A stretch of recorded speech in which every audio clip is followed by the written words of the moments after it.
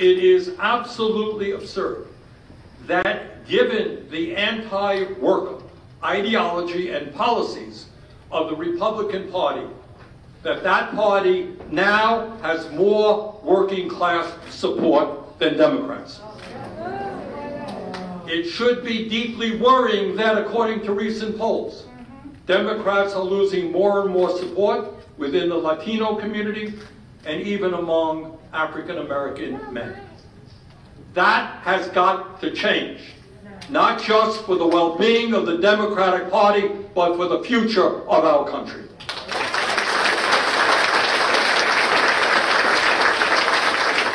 The Democrats, once and for all, must reject the corporate wing of the party and empower those who are prepared to create a grassroots, multiracial, multi-generational, working class party in every state of this country.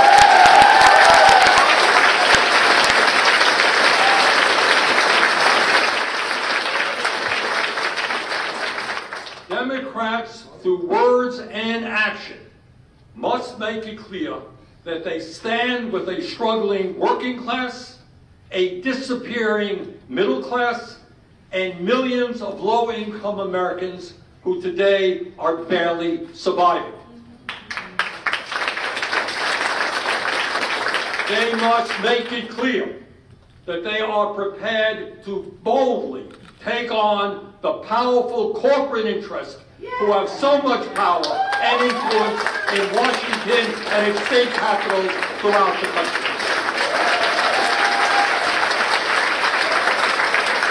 They must make it clear that they will protect the needs of young people who, everything being equal, might well end up with a lower standard of living than their parents. And they must make it clear that they will vigorously fight for the seniors of our country and the disabled, who so often face difficult and expensive health care decisions.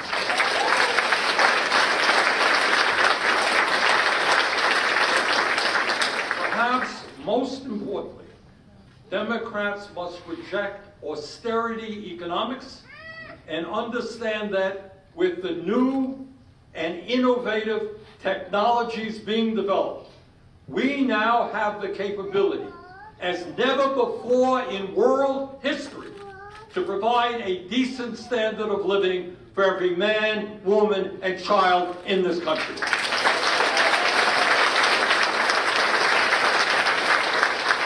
fact, we now have the opportunity of creating an incredibly bright future. Democrats must make clear that these new technologies and the artificial intelligence now being created must work to benefit all of our people and not just the corporations that own that technology.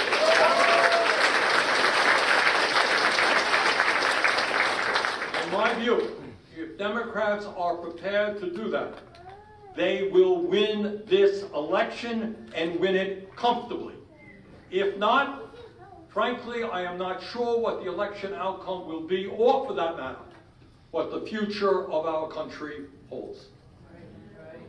Now, if we're going to be honest with the American people, we have got to acknowledge the realities of today with the understanding that many of these crises have existed for decades. And within that context, let me say a few words about some of the achievements of the Biden administration in its first 3 years. And I know something about it because I have been there working with the president. President Biden, and those of us who have worked with him, have every right to be proud of what we have accomplished, especially given the fact that that work was done in a very divided and contentious Congress. Frankly, we didn't get a lot of help from Republicans. Yes, we should take pride in the American Rescue Plan, which is one of the lowest moments in modern American history. Remember back a few years ago?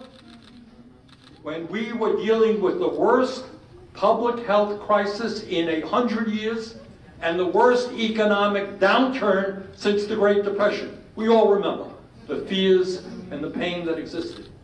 Well, as a result of that legislation, we helped revive our economy far faster than anyone could have imagined. We should be proud of that.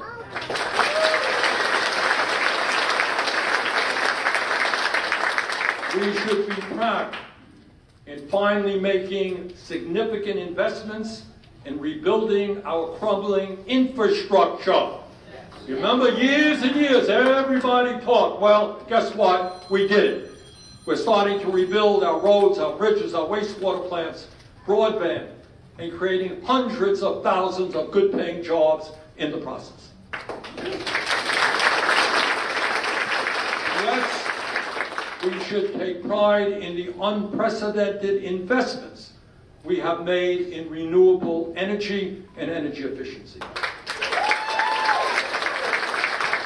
And yes, while we have a very long way to go, we should take pride in that we have finally begun to take on the greed of the pharmaceutical industry. And yes, after disastrous trade agreements that impacted our manufacturing base, we should take pride in the fact that we are now in the process of rebuilding manufacturing in the United States, creating a lot of good jobs as we do that. Yes, yeah, we should take pride in the fact that unemployment today is extremely low. Here in New Hampshire, it is all of 1.7%.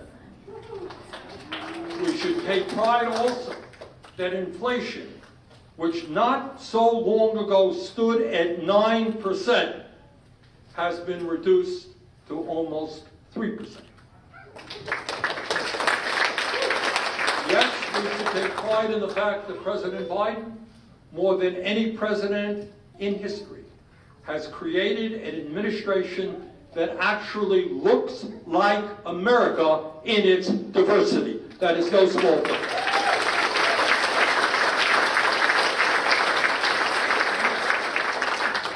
Yes, we should take pride in what we've accomplished. But at the same time, this 2024 campaign, at the presidential level and on down, must be honest with the American people and acknowledge the very real challenges that persist for working families, low-income Americans, and the middle class. While we take pride in our accomplishments, we must also recognize the reality that tens of millions of our fellow Americans continue to live in pain and despair. And interestingly, this is exactly what President Franklin Delano Roosevelt, you all remember Franklin Roosevelt? It's exactly what President Roosevelt, whose portrait now hangs in President Biden's Oval Office, it's what Roosevelt managed to do when he ran for a second term in 1936. FDR, perhaps the most popular and effective president in American history, remember that's the guy who won 4 terms, governed during the extremely difficult periods of the Great Depression and World War II. On January 20th, 1937, Roosevelt gave an extraordinary speech at his second inaugural, in which he took the opportunity not only to focus on his accomplishments, but rather on the unfinished business that he was determined to complete. And this is what he said. I want you all to appreciate this. Now, this is a guy who has completed his first term. He's now in his second term. This is what he said. He said, "In this nation, I see tens of millions of its citizens, a substantial part of its whole population, who at this very minute are denied the greater part of what the very lowest standards of today call the necessities of life." He was president for 4 years, and this is what he's talking about. He says, I see millions of families trying to live on income so meager that the pall of family disaster hangs over them day by day. Sound familiar? I see millions whose daily lives in city and on farm continue under conditions labeled indecent by a so-called polite society half a century ago. And he continued, and this is kind of famous lines. He said, I see millions denied education, recreation, and the opportunity to better their lot and the lot of their children. I see millions lacking the means to buy the products of farm and factory, and by their poverty denying work and productiveness to many other millions. And this line you'll all remember. Remember, he was president for 4 years. This is what he said. I see 1/3 of a nation ill-housed, ill-clad, ill-nourished. And he concluded by saying, it is not in despair that I paint you that picture. I paint it for you in hope, because the nation, seeing and understanding the injustice in it, proposes to paint it out. We are determined to make every American citizen the subject of his country's interest and concern. And we will never regard any faithful, law-abiding group within our borders as superfluous. The test of our progress is not whether we add more to the abundance of those who have much. It is whether we provide enough for those who have too little. End of quote.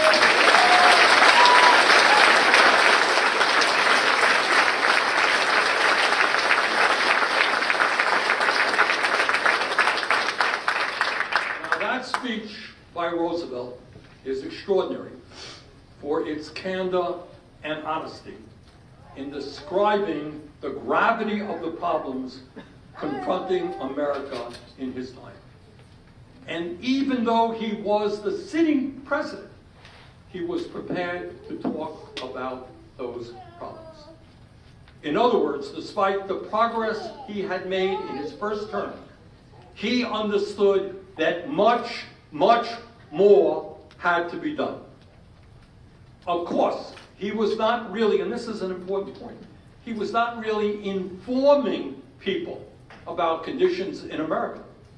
Instead, he was reflecting back what people already knew, what they felt in their hearts, and what they experienced in their day-to-day lives. He was reflecting their reality.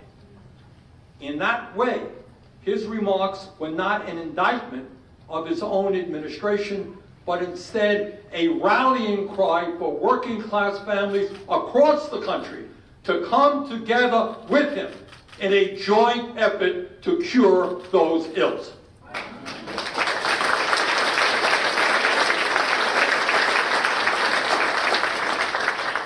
In my view, we need to do now what Roosevelt did then.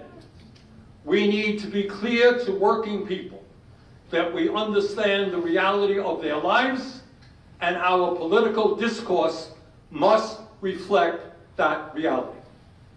And what is that reality, if we're going to be honest? And here it is. In the wealthiest country in the history of the world, which is what we are now, tens of millions of our people struggle to put food on the table, find affordable housing, affordable health care, affordable prescription drugs, affordable child care, and affordable educational opportunities.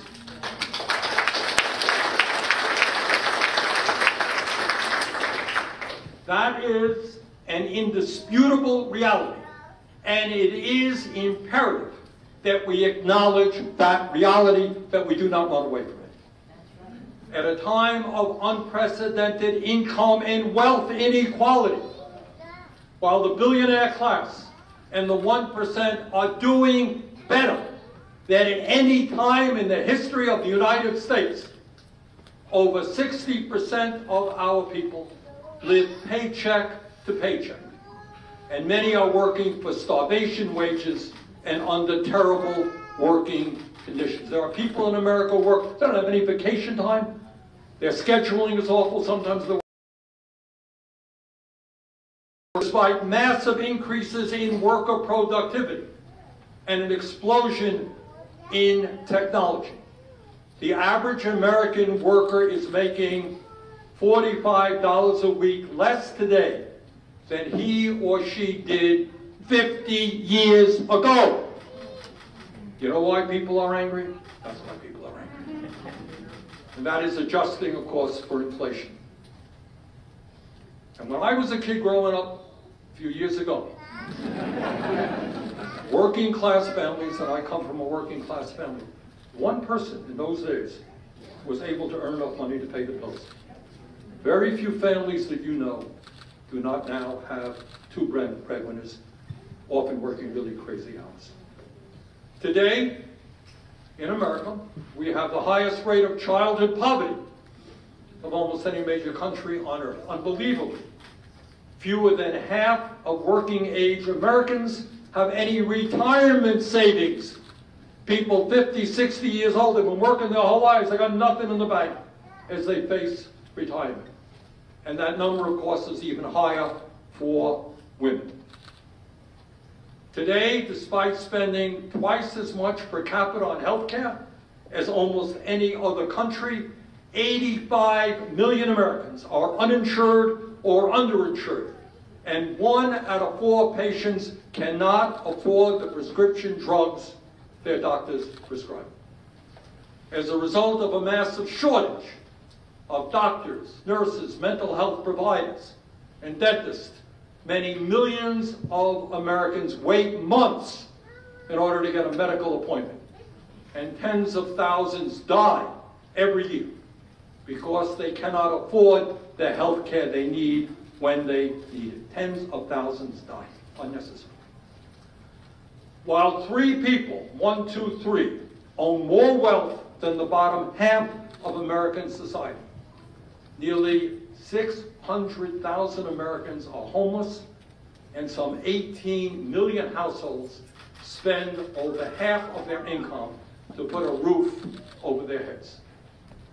While major Wall Street firms gobble up working class neighborhoods in order to gentrify them and make huge profits, workers are unable to find the housing that they can afford.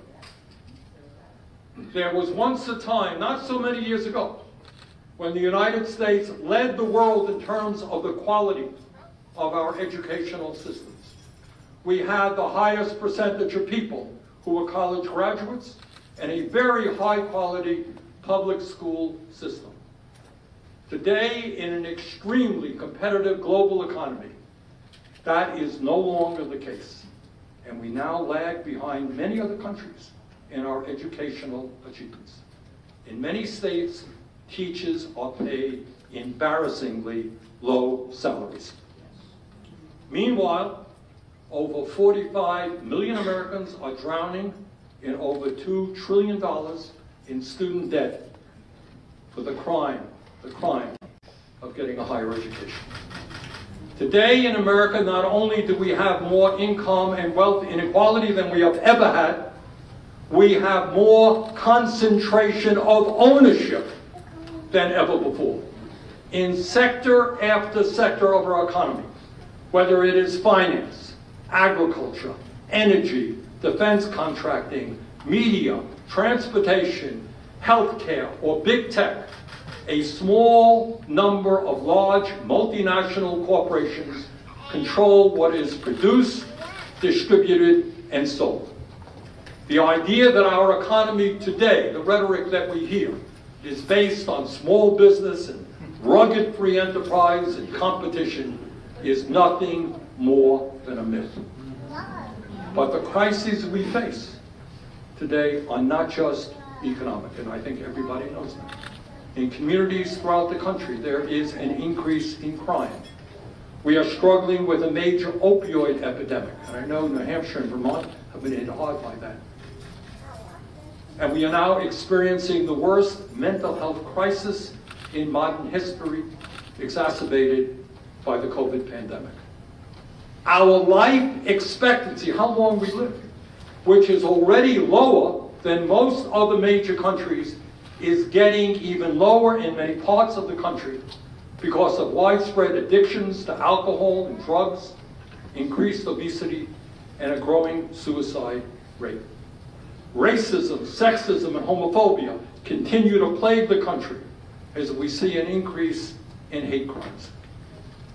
With the school year now beginning, parents and kids worry about the epidemic of gun violence, and they are asking themselves, could it happen in our school? Further, the American people know that our political and constitutional systems are in trouble. We have a former president who refused to acknowledge his defeat and encouraged a violent insurrection to overturn the election results. We have state legislatures all across this country working overtime to make it harder for people of color and young people to vote, and who are gerrymandering districts in order to stay in power. And last but not least, we have a campaign finance system which is totally corrupt.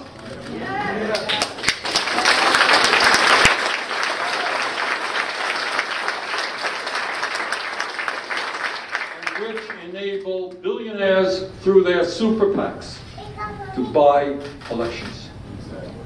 The American people also know that we have a Supreme Court that has, for the last 24 years, made far-reaching decisions that have undermined faith not only in the judiciary, but the ability of our government to respond to the needs of the people. And that is not only their absurd and anti-democratic decision in Citizens United, but their willingness to undermine decades of precedent and deny the women of this country the constitutional right to control their own bodies.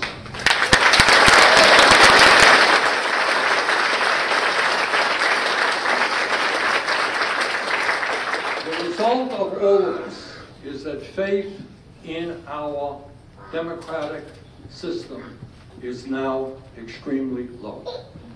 Many millions of Americans have not only lost faith in the Democratic Party and the Republican Party, but they have lost faith in democracy itself.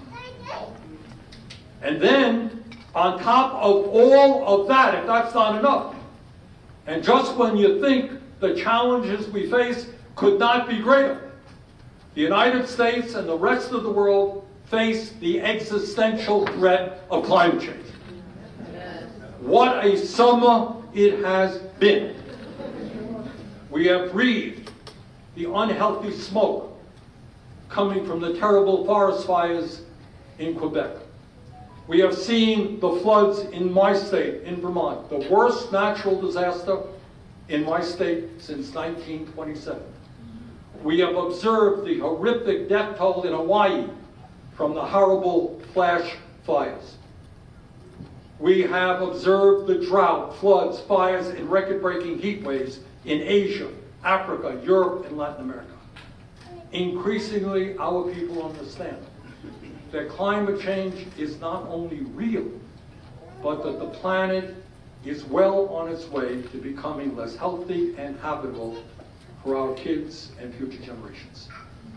Given their fears, millions of young couples throughout the world are literally wondering whether it even makes sense for them to have kids. So where do we go from here? Now, it's easy to define the problems. It's a lot harder to solve them. How do we revitalize American democracy? And how do we move forward toward a government which, to quote President Lincoln, is of the people, by the people, and for the people?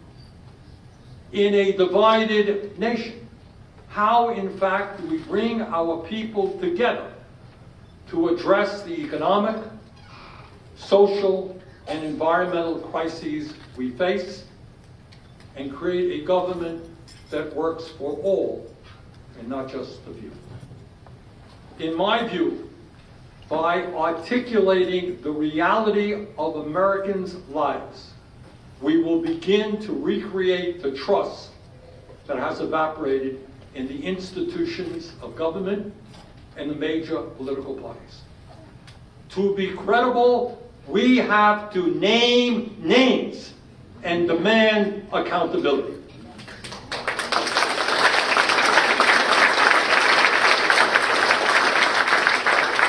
It just cannot be that every political leader and every corporation and every institution other than Donald Trump and a few Republicans is acting in good faith.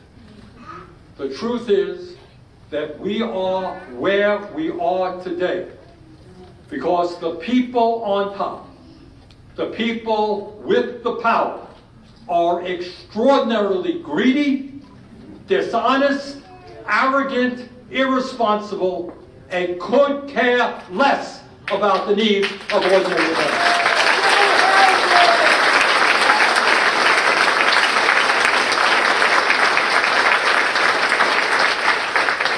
Let us confront reality. It's not, as Republicans tell us, the fault of immigrants or racial minorities or women or LGBT people or Muslims or any other minority group for the very desperate situation that too many people find themselves in. That's what Republicans do.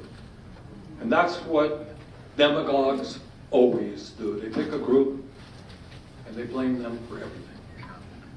The reason so many have it so bad is that never before in the history of the United States have so few had it so good, owned so much, and had so much economic power.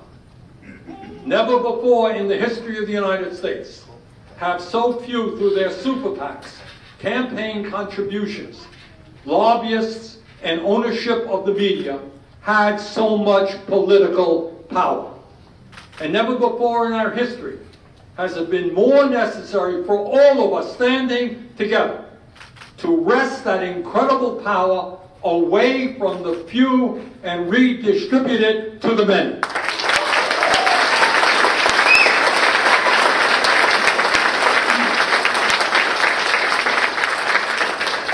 Whether it is Wall Street, where 3 investment firms, 3, exercise incredible economic power as they control over $20 trillion in investments. Got it? 3 firms control $20 trillion in investments and combined are the major stockholders in the vast majority of S&P companies. Whether it is the health insurance companies who make huge profits off a dysfunctional healthcare system that costs us twice as much per capita as virtually any other country on earth. Whether it is the pharmaceutical industry, which makes tens of billions in profit every year, while charging us by far the highest prices in the world for prescription drugs. Whether it is the major defense contractors who produce massive cost overruns and have jacked up our military spending to some $900 billion a year. Whether it is the food industry, which has dramatically increased prices at the grocery store while reaping enormous profits. Whether it is big tech, which intentionally addicts our kids to social media platforms and contributes to the mental health crisis facing so many young people.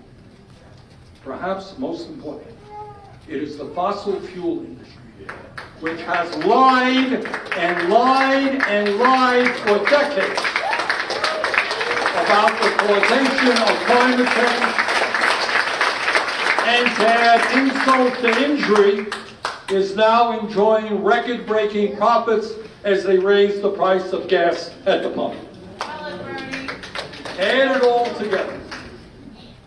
Add it all together, and what we are seeing is an unprecedented level of corporate greed. In fact, over half of the inflationary costs that we have seen in the United States in recent years have nothing to do with the war in Ukraine Nothing to do with broken supply chains, but everything to do with the greed of corporate America, the prices they have raised, and the record-breaking profits they are making.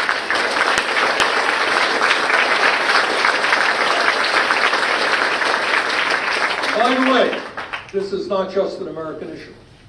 This is a global issue. While over 6 million people throughout the world died in the terrible COVID pandemic, and millions more became ill because they were forced to go to work to support their families, the billionaire class used the pandemic to make themselves even richer. During the first 2 years of the pandemic, listen to this, remember, people are dying all over the world. Workers going to work, getting sick, dying. During the first 2 years of the pandemic, the world's 10 richest men more than doubled their fortunes from a mere 700 billion to 1.5 trillion. Meanwhile, 99% of humanity saw their incomes go down, and an additional 160 million people throughout the world were forced into poverty. These multi-billionaires want it all, and they are prepared to step on anybody who gets in their way. They are not nice guys. Now, no matter how much they contribute to the local art museum or their local charity, they are not nice people. This is the kind of corporate greed we're looking at now. And the kind of greed that virtually all Americans, whether they're black or white or Latino, Asian American or Native American, this is the kind of greed that the American people are increasingly disgusted with. And this is where good policy is good politics. If we are looking at bringing the American people together, we have got to have the courage to take on corporate greed.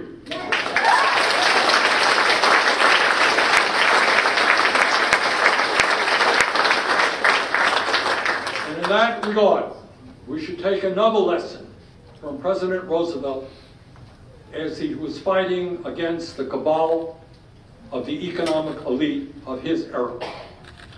In a 1936 campaign speech in Madison Square Garden during the Democratic Convention, this is what Roosevelt said, quote, he's talking about his first 4 years in office. We had to struggle with the old enemies of peace, business, and financial monopoly, speculation, reckless banking, class antagonism, sectionalism, war profiteering. They had begun, the elite had begun, to consider the government of the United States as a mere appendage to their own affairs. Boy, does that sound familiar to me. See the lobbyists in Washington. We now know, he continued, that government by organized money is just as dangerous as government by organized mob. And he continued. And I think this is the main point. Quote, never before in all of our history have these forces been so united against one candidate as they stand today. They are unanimous in their hate for me, and I welcome their hatred.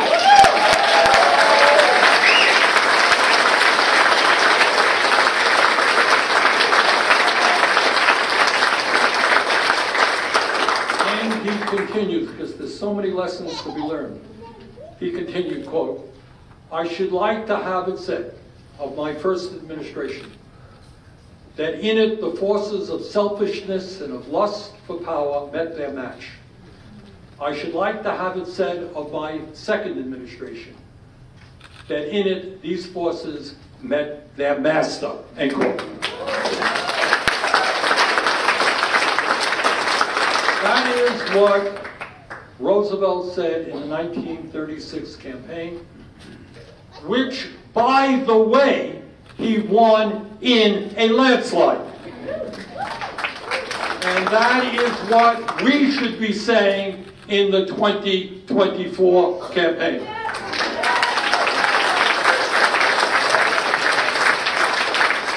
Like FDR, we should not be afraid to welcome the hatred of the billionaire class that is doing so much harm to our country. Whether they like it or not, we must address the crisis of wealth and income inequality and demand that billionaires and large profitable corporations start paying their fair share of taxes.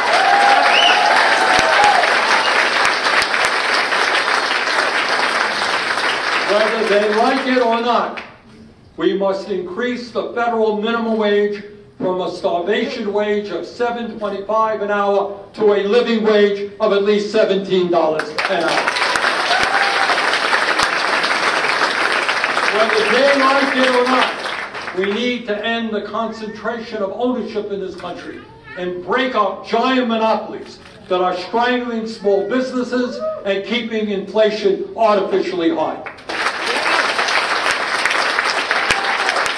Whether they like it or not, we need to make certain that every worker in this country who wants to join a union has the opportunity to do so.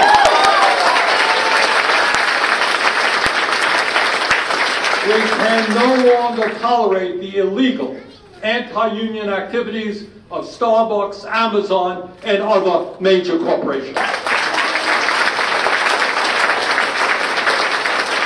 Whether they like it or not, we need to establish once and for all that health care is a human right, not a privilege.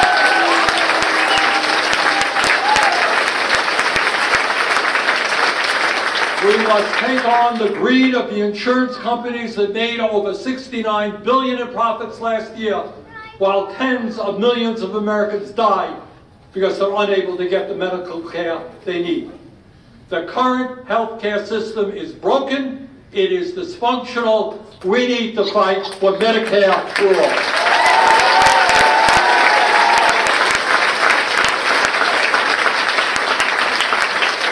Whether they like it or not, we need to take on the greed of the drug companies, who have over 1,800 paid lobbyists in Washington. You got that? 1,800. So that we no longer continue to pay by far the highest prices in the world for medicine. Whether they like it or not, we must take on the military-industrial complex, cut military spending, and use those savings to invest in expanding Social Security benefits, affordable housing, child care, and education.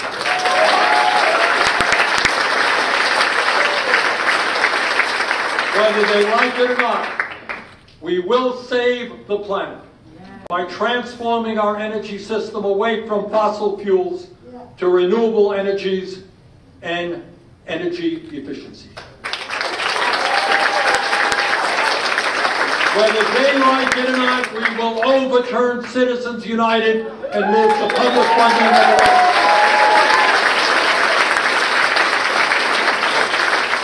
Billionaires cannot be allowed to continue to buy elections. Now let me conclude by saying this. In the United States, and in fact throughout the whole world, what we're dealing with here is actually going on in many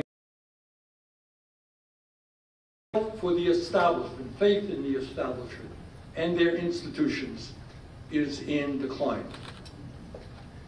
People want change. They're not happy with the status quo. And change will come. The question is, what kind of change will it be? Will it be the kind of change that is dominated by the wealthy and powerful?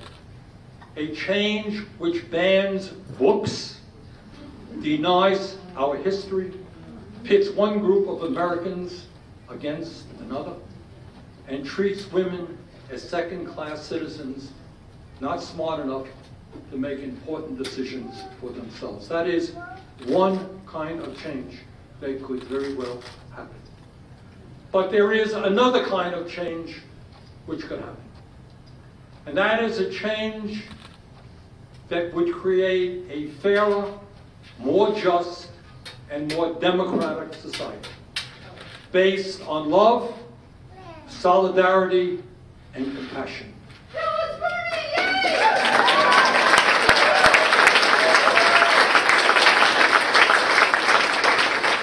Change motivated by the principles of economic, social, and racial justice. The choice is clear, and I know the kind of change I will be fighting for. Thank you all very much.